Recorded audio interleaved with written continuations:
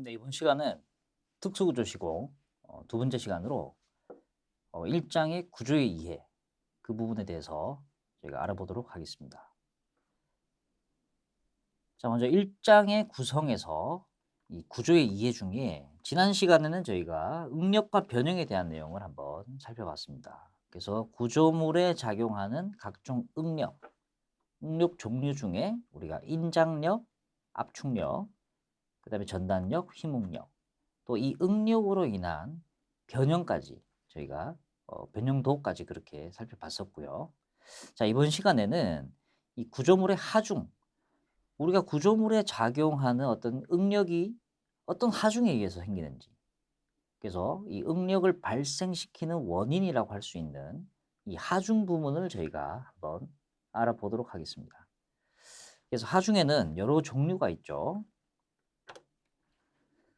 먼저 이 그림을 한번 살펴보시면 이런 구조물에 작용하는 각종 하중들입니다. 그래서 우리가 하나씩 살펴볼까요? 자, 기본적으로 이 지붕에 우리가 이런 적설 하중 같은 게 작용을 하죠. 눈이 왔을 때 눈의 무게가 상당합니다. 그래서 실제로 이런 사고도 있었는데요. 그건 제가 후반부에 이 설하중 부분 말씀드릴 때 제가 별도로 자료를 한번 보여드릴 거고요. 자, 지붕 구조물에서 이 설하중, 눈으로 인한 설하중이 있죠. 이 설하중 같은 경우에는 이 지역에 따라서 차이가 많이 납니다. 쉽게 말해서 우리가 이 중부지방, 남부지방이 있죠. 우리나라에 크게. 자, 이 중부지방, 뭐 경기도, 강원도, 그리고 남부지방 같은 경우에는 뭐 우리가 호남지방도 있고요. 영남지방도 있고요. 이렇게 있는데 이 지역에 따라서 눈 오는 양이 다르죠. 특히 강원도 이쪽에 눈이 엄청나게 옵니다. 그래서 이 지역에 따라서 이 적설 하중에 대한 내용이 적용이 다르게 되죠. 그래서 눈이 많이 오면은 얘가 엄청난 무게, 그러면 이게 건축물 지붕에 쌓이기 때문에 이 부분에 대해서 우리가 견딜 수 있는 계획을 해야 되는 거죠. 그래서 하중 중에 이렇게 적설 하중 이 부분이 이제 작용이 되고요. 또 뭐 조금 다른 얘기를 말씀드리면 이제 만약에 유럽에 어떤 눈이 많이 온 나라다. 그래서 뭐 핀란드, 뭐 각종 어떤 그런 북유럽 쪽 이런 데 가면 눈이 많이 오죠. 그러면 이런 눈 때문에 지붕 모양들이 다 요렇게 생겼어요. 집이 요만한데 지붕이 이렇게 생겼습니다. 눈이 와도 쌓일 게 없죠. 다 타고 내리게 만들어 버린 겁니다. 눈이 와도. 얘는 무겁기 때문에 엄청 많이 와서 눈이 엄청나게 와서 얘가 지붕에 쌓이면 집이 무너져요.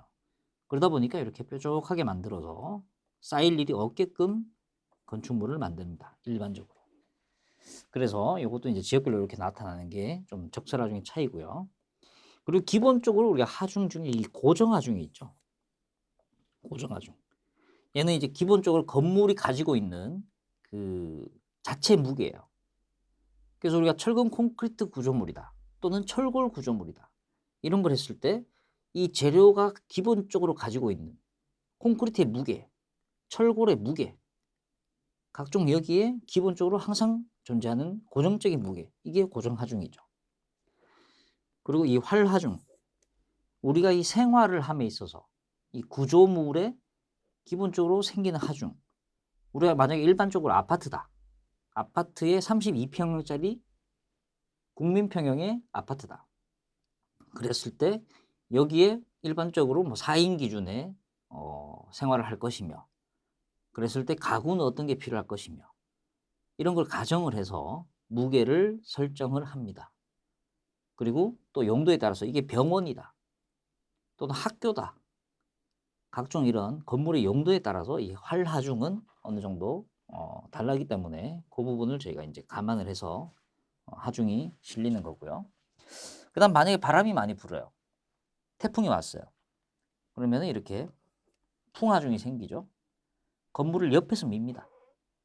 옆에서 밀어가지고 건물을 계속 넘어뜨리려고 해요.